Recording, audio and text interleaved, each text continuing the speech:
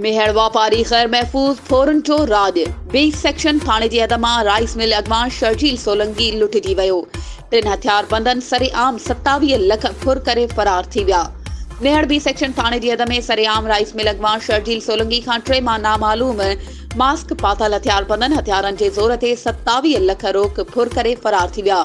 20 लख MCB bank मां ऐं 7 लख मीज़ान bank मां कढराए थरड़ी मोहब्बत वापारियुनि खे ॾियण लाइ वञी रहियो हो त SDO फीमेल भरिसां हथियारबंदनि कार्रवाई कई। सरेआम रोड ते हथियारनि जे ज़ोर ते वारदात कंदड़ ॾोहारी फरार वापारी शरीफ़ शेरन जो जीअण जंजमहाल थी वियो।